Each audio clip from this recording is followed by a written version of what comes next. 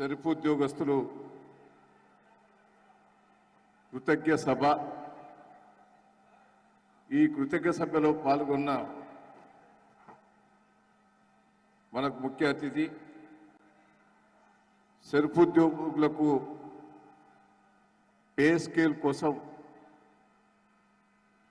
కేసీఆర్ గారిని ఎప్పటికప్పుడు గుర్తు చేస్తూ ఈ కార్యక్రమాన్ని నాది అని లీడ్ తీసుకొని పనిచేసిన పెద్దలు మనకు చీఫ్ గెస్టు తన్నీరు హరీష్ రావు గారికి గట్టిగా చప్పట్లు కొట్టి అభినందించాలి.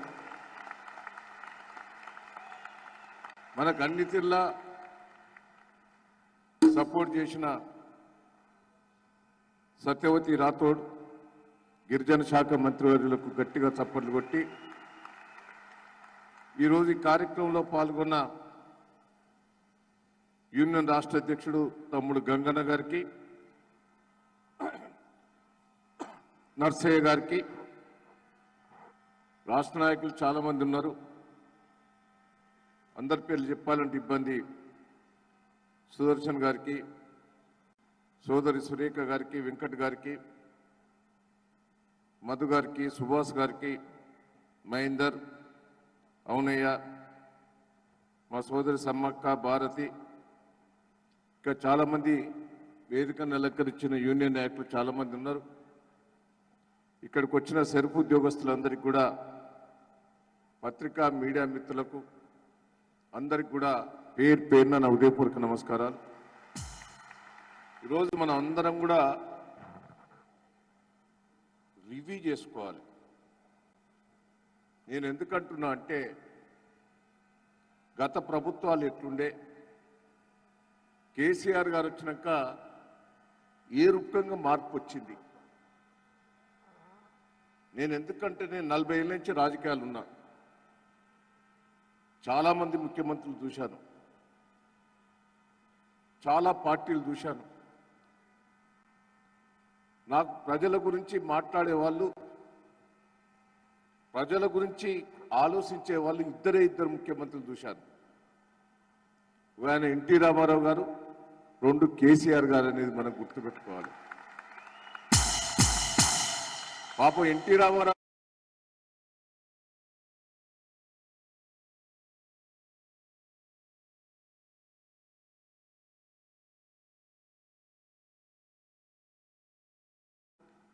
చైతన్యం చేసి డాక్టర్ గ్రూప్లో పెట్టాడు. అప్పుడు రూపాయి వసూలు చేసేది. నేను ఎమ్మెల్యేగా ఉన్నా. ఒక మహిళ రూపాయి కట్టాలన్నా కూడా ఇబ్బందికరమైన పరిస్థితి ఉండేది. బ్యాంకులో పోయి డబ్బులు కట్టాలన్నా ఆ బ్యాంకు దగ్గరికి పోతే వేరే వాళ్ళు అబండాలు వేసేది. మహిళ పలానా బ్యాంకు దగ్గర పోయింది, ఫలానాతో మాట్లాడినని లేనిపోయి ఊళ్ళో ప్రచారం చేసిన వాళ్ళు కూడా కొంతమంది మూర్ఖులు ఉంటారు. అన్ని అవస్థలు పడి ఈరోజు సెర్ఫ్ ఉద్యోగస్తుల కృషి వల్ల ఈరోజు సంఘాలు ఐకేపీగా ఏర్పడి ఎంత పటిష్టంగా అయిందనేది ఒకసారి మనం గుర్తు చేసుకోవాలి. నేను మిమ్మల్ని అందరినీ కూడా కోరుతున్నా, దీంట్లో నాకు 40 ఏళ్ళు 30 ఏళ్ళ నుంచి ఒక అవగాహన ఉన్నది. ఆ రోజు మహిళల పరిస్థితి ఘోరంగా ఉండేది. ఎవరైనా అన్నో, తమ్ముడో, తల్లో, తండ్రో, తల్లిగారి అత్తగారింటికి వాళ్ళ కుటుంబ సభ్యులు వస్తే కోడిని కోయాలన్న ఇబ్బంది పడే పరిస్థితి ఉండేది. గతంలో భర్తనే పై ఆధారపడి ఉండేది. భర్త మీదనే ఏ మాటలనుకున్నా పడి ఉండేది. అంటే తల్లిగారి నుంచి ఎవరన్నా వచ్చినా కూడా కోడిని కోయాలనే బతలాడే పరిస్థితి ఉండేది. ఆ రోజు కొడుకులకు, బిడ్డలకు బిస్కెట్లు కోయాలన్నా ఘోరమైన పరిస్థితి ఉండేది. ఈరోజు ఐకేపీ సెర్ఫ్ ఉద్యోగస్తుల ప్రోత్సాహంతో ఒక్కొక్క గ్రూపులో డబ్బులు కేసీఆర్ గారు వచ్చిన తర్వాత అడిగినన్ని ఎన్ని అడుగుతాన్ని డబ్బులు మీరు షూరిటీ లేకుండా ఇచ్చిన ఘనత మీకని కూడా ఈ సందర్భంగా మీకు తెలియజేస్తున్నాం. మహిళల్లా ఇప్పుడు ఆర్థికంగా పైకొచ్చారు. పైకి రావటమే కాదు, మహిళలకు గౌరవం కూడా పెరిగారు. ఏ భర్త ఇబ్బంది పెట్టడు, ఏ పిల్లలు ఇబ్బంది పెట్టకుండా డబ్బులుండే వారికి అందరూ కూడా గౌరవిస్తారు. ఇప్పుడు ఉల్టా పరిస్థితి వచ్చింది. భర్తే ఈవినింగ్ అయిందంటే బాగున్నావా బాగున్నావా అని మహిళల చుట్టూ తిరిగే పరిస్థితి వచ్చిందా లేదా ఇంట్లో అనేది ఒక్కసారి మనం గుర్తుపెట్టుకోవాలి. సాయంత్రం పూట సీస కోసం ఆఖరికి భార్యను బతిలాడే పరిస్థితి వచ్చిందంటే మీరు చేసిన కృషి, ముఖ్యమంత్రి గారు ఇచ్చిన ప్రోత్సాహం అనేది కూడా మనం గుర్తుపెట్టుకోవాలి. ఎన్ని బ్యాంకులు మన ముందుకు వస్తున్నాయి. ఆ రోజు 100-200 కోట్లు ఇస్తే మా ఎక్కువ తెలంగాణ రాకముందు ఇలా 15,000 కోట్లకు పెరిగిపోయింది. 15,000 కోట్లకు. ఇలా మన ఎన్ని సంస్థలు ముందుకు వస్తున్నాయంటే మనతోటి ఒప్పందాలు పెట్టుకున్నందుకు మీరే చూశారు. చాలా మంది పెద్ద పెద్ద సంస్థలు కూడా ముందుకు రావడం జరుగుతున్నది. ఇలా మొన్ననే మీకు తెలుసు అంతర్జాతీయ సంస్థల ఒప్పందాలు కూడా జరగటం జరిగింది. ఫ్లిప్కార్ట్, ఆన్లైన్ మార్కెటింగ్ సంస్థలతోటి, ఇట్లా డాక్రా మహిళలతోటి అందరూ కూడా ఒప్పందాలు పెట్టుకున్నాం.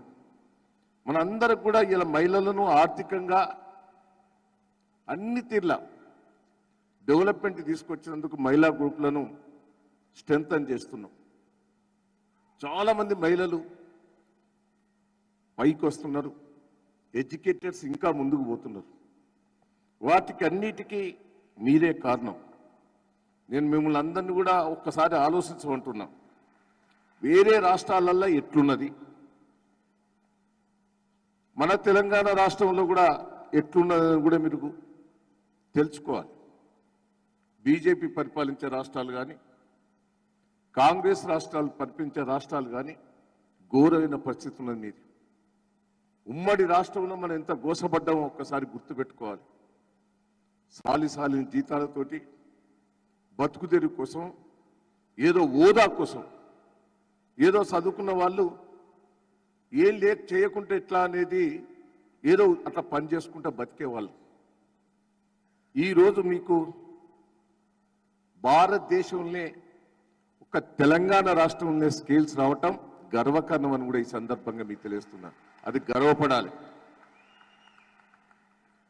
హరీష్ రావు గారు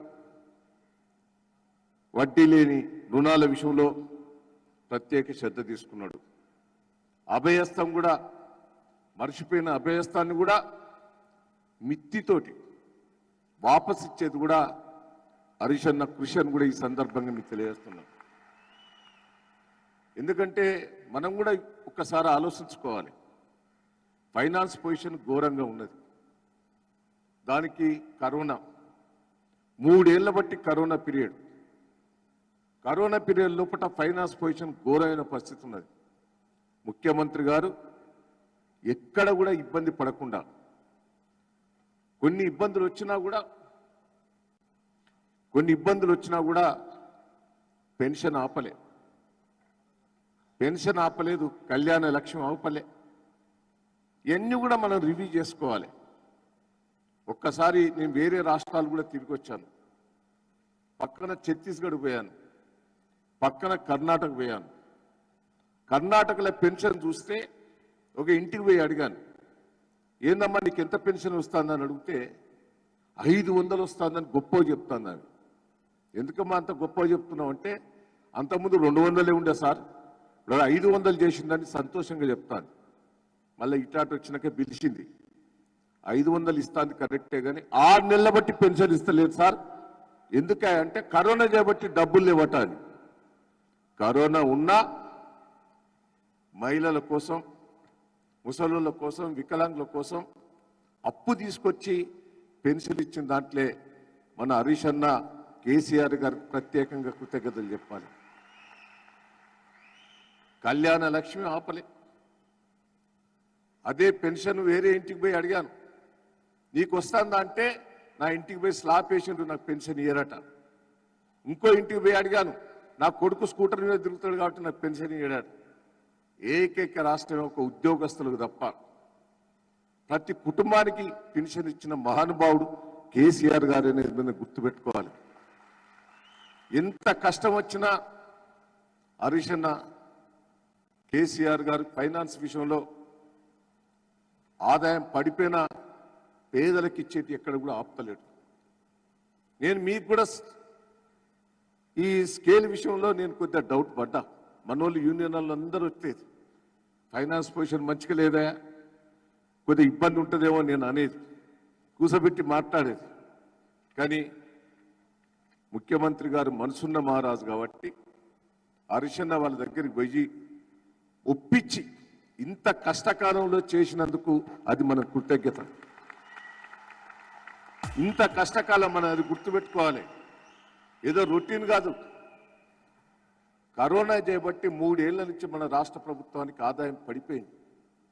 కేంద్రం కక్ష సాధింపు చేస్తాను. మీకు కూడా తెలుసు కేంద్రం ఎన్ని ఇబ్బందులు పెడతాందో ఒక్కసారి రివ్యూ చేసుకోవాలి. ఒక్క డబ్బు ఇస్తలేదు, మనకు వచ్చే డబ్బులు కూడా ఇస్తలేదు. మనకు రావాల్సిన ఉపాధి హామీ పథకం కూడా కోతలు కోసి పారేసింది. మీ గ్రామాలలో మీరు ఉంటారు, వాళ్ళు వేతనాలు తగ్గించింది. గడ్డపారల తట్టలు కూడా కొనొద్దన్నది, మెడికల్ కిట్ కొనొద్దన్నది, గంట గంటకు ఫోటోలు తీసి పంపించాలట. ఎక్కడో ఫోటో ఒకటి అవుపడ్డది, వాళ్ళకు కూసున్నారట చెట్టు కింద కరువు పని చేసేటోళ్ళు కూసున్నారు కాబట్టి డబ్బులు ఇవ్వమంటాను లెటర్ రాసింది. కేంద్రం బాగా కక్ష సాధింపు చేసి ఫైనాన్స్ ఆపినా మీ స్కిల్స్ చేసినందుకు నేను మిమ్మల్ని అందరూ కూడా మర్చిపోవద్దని కూడా ఈ సందర్భంగా మీకు తెలియజేస్తున్నాను. నేను మిమ్మల్ని అందరినీ రిక్వెస్ట్ చేసేది, ఇలా 46,52,000 మహిళలు ఉన్నారు. వాళ్ళని కాపాడుకుంటూ మీరు ముందుకు పోతున్నారు. నేను మిమ్మల్ని అందరినీ రిక్వెస్ట్ చేసేది ఒకటే, నాకు రాజకీయ అనుభవం బాగున్నది. మీరు తలుచుకుంటే ఏదన్నా అవుతుంది, ఏదైనా అవుతుంది. నేను మిమ్మల్ని అందరినీ రిక్వెస్ట్ చేస్తున్నా, మనసున్న మహారాజు కేసీఆర్ గారు, మనసున్న మహారాజు కేసీఆర్ గారు. నేను ఒక్కటే మిమ్మల్ని అందరు కేసీఆర్ గారు కృతజ్ఞతతో ఉండాలి. సబితా ఇంద్రారెడ్డి మా అక్క గారు వస్తున్నారు, గట్టిగా మేడం గారికి గట్టిగా ఒకసారి చప్పట్లతో స్వాగతం సుస్వాగతం.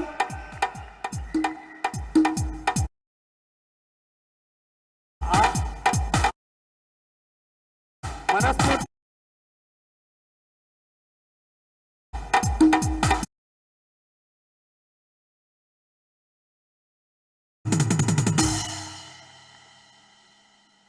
నేను ఒకటే, మన గ్రామాల లోపల లీడ్ తీసుకొని పనిచేసేటోళ్ళు మీరు. ఇంత కష్టకాలంలో కూడా ఏ రాష్ట్రంలో ఎవరు ఇవ్వకున్నా, ఎన్నో ఇబ్బందులున్నా మీ మీద కష్టపడేదానికి స్కేల్ ఇచ్చారు. మహిళా గ్రూపులను స్ట్రెంథన్ చేస్తూ కేసీఆర్ గారికి అండదండలు ఉండేటట్టు మీరు చేయాలి. మనం మహిళల కోసం కూడా ఎన్నో కార్యక్రమాలు చేశాం. ఆ మహిళల కార్యక్రమాలు కూడా మనకు ఎప్పటికప్పుడు చెప్పుకుంటాలి. ఇక్కడే హరీష్ రావు గారు ఉన్నారు. మహిళల విషయంలో ఒక విషయం చెప్పాలి. ఇదివరకు మనం గ్రామాలల్లో డెలివరీ కోసం ఉంటే ప్రైవేట్ హాస్పిటల్ పోయేది. ప్రైవేట్ హాస్పిటల్ పోతే అడ్డం తిరిగిందని, ఆపరేషన్ చేయాలని 40,000 50,000 పేదవాళ్ళకు వసూలు చేసింది. హరీష్ రావు గారి కృషితోటి, ఎందుకంటే నేను అనుభవం మీద చెప్తున్నా ఇది, హరీష్ రావు గారు కృషి చేసి ప్రతి ధనవంతులు కానీ పేదవాళ్ళు కానీ ప్రైవేట్ హాస్పిటల్ పోకుండా గవర్నమెంట్ హాస్పిటల్కు ఫ్రీగా డెలివరీ చేయించే బాధ్యత తీసుకున్నది హరీష్ రావు గారు. గట్టిగా అభినందించాలి. 80% వారు హెల్త్ మినిస్టర్ అయిన తర్వాత ప్రత్యేక శ్రద్ధ తీసుకున్నాడు డెలివరీ విషయం లోపల. అన్ని గవర్నమెంట్ హాస్పిటల్ డెలివరీ అవుతున్నాయి. అదే తిరిగా గర్భిణీ స్త్రీల కోసం కూడా మంచి ప్రణాళిక ఆలోచించారు హరీష్ రావు గారు. ఎన్ని మహిళల లోపల మీరు చొచ్చుకపోయి చెప్పాలి. మహిళలను మీరు యాక్టివ్గా చేసి కేసీఆర్ గారికి అండదండలు ఉండేటట్టు చేయవలసిన బాధ్యత మీ అందరి మీద ఉన్నదని కూడా ఈ సందర్భంగా మీకు తెలియజేస్తున్నాను. నేను ప్రత్యేకంగా ఇంకా చాలా మంది మాట్లాడేటోళ్ళు ఉన్నారు కాబట్టి ముఖ్యంగా మా ఉద్యోగస్తులకు నా ఉద్యోగస్తులకు హరీషన్నకు చొరవ చూపెట్టి, ఎందుకంటే ఆయన ఉద్యమకారుడు, ఆయన ఉద్యమంలో కూడా ఫైటర్. మీ అందరికీ తెలుసు, నా మీద కూడా దాడి చేసిండు ఒకసారి. ఉద్యమం ప్రజల కోసం ఏదైనా వారు దాడి చేసిన తర్వాతనే చంద్రబాబు మీద దాడి చేసి నేను ఉత్తర్వు ఇప్పించిన. అంటే ఆయన తలుచుకుంటే ముఖ్యమంత్రి గారిని ఒప్పించి, ముఖ్యమంత్రి గారు మనసున్న మహారాజు అని గుర్తు చేయాలి. ఆ గుర్తు చేసే ధైర్యం ఎవరుకున్నది? హరీష్ అన్నకున్నది. ఆయన చొరవ తీసుకొని ఈ కార్యక్రమం చేసిన హరీష్ అన్నకు, ముఖ్యంగా మా యూనియన్ లీడర్లు కూడా, యూనియన్ లీడర్లు అయితే నన్ను నిద్రపోనియకపోయేది. పొద్దుగా లేచేవారుగా నా ఇంటి ముందట ఉండేది. టీ తాగవన్నా తాగరు, టిఫిన్ తినవన్నా తినరు. నాకు చెప్పండి నిద్రపోరు వాళ్ళు. మంచిగా సామరస్యంగా కూర్చొని నన్ను ఒప్పించి మళ్ళీ నా దగ్గర నుంచి హరీష్ అన్న దగ్గరికి పోయేది. ఇట్లా రోజు డ్యూటీ చేసి మమ్మల్ని గుర్తు చేసిన మీ యూనియన్ లీడర్లను కూడా గట్టిగా నేను అభినందిస్తున్నా. నేను ఈ కార్యక్రమంలో పాల్గొన్న మీ అందరికి కూడా పేరు పేరున కృతజ్ఞతలు, ధన్యవాదాలు. Thank you.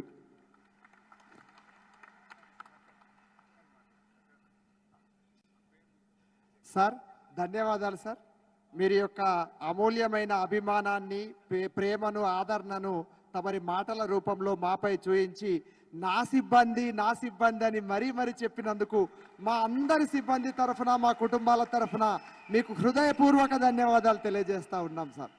ఈ కార్యక్రమాన్ని ఉద్దేశించి గౌరవ స్త్రీ శిశు సంక్షేమ శాఖ మంత్రివర్యులు సత్యవతి రాథోడ్ మేడం గారిని